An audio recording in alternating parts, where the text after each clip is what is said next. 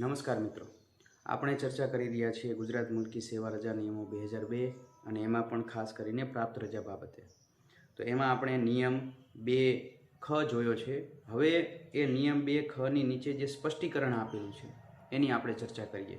આ સ્પષ્ટીકરણ મુજબ આ નિયમના હેતુઓ માટે વર્ષ શબ્દનો અર્થ કેલેન્ડરનું અંગ્રેજી વર્ષ નહીં પણ વેકેશન ખાતામાં ખરેખર ફરજના 12 મહિના એમ કરવો.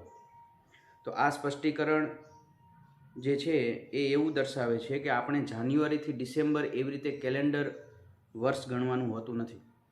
વ્યક્તિ જ્યારે જોડાયો હોય છે સેવામાં ત્યારથી એનું વર્ષ જે છે સામાન્ય રીતે ગણાતું હોય છે. વ્યક્તિ ઉદાહરણ તરીકે જુલાઈમાં હાજર થયેલો છે તો એનું જે વર્ષ જે છે એ જુલાઈથી શરૂ થાય છે અને જૂન સુધી એ લંબાય છે.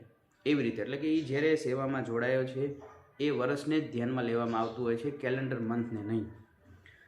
પણ ક્યારેક ક્યારેક શું થતું હોય છે કે સગવડતા ખાતર ઉદાહરણ તરીકે જે વ્યક્તિ જુલાઈમાં જોડાયો છે તો જુલાઈથી જાન્યુઆરી સુધીની રજા ધ્યાને લેવામાં આવતી હોય છે અને ત્યારબાદ જાન્યુઆરીથી ડિસેમ્બરની રજાઓ ધ્યાને લેવામાં આવતી હોય છે.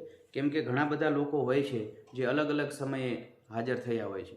તો એવા અલગ અલગ સમયે હાજર થયેલા લોકોનો મહિનો યાદ રાખવો એ થોડી અગવડતા ભરેલી વસ્તુ છે.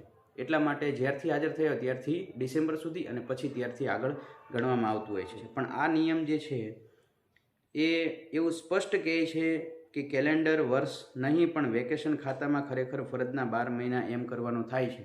એટલે વેકેશન ખાતામાં જ્યારથી એ કોઈ કામગીરીમાં જોડાયા છે, એ નિમણૂક પામ્યા છે ત્યારથી જ એમનું વર્ષ ગણવાનું હોય છે.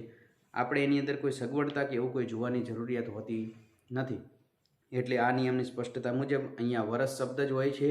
વર્ષમાં જે આખું વેકેશન આવે છે એની જ ગણતરી ધ્યાનમાં લેવામાં આવે છે અને જ્યારથી એ જોડાયા છે ત્યારથી જ એનું 12 મહિના જે છે એ ગણવાના હોય છે.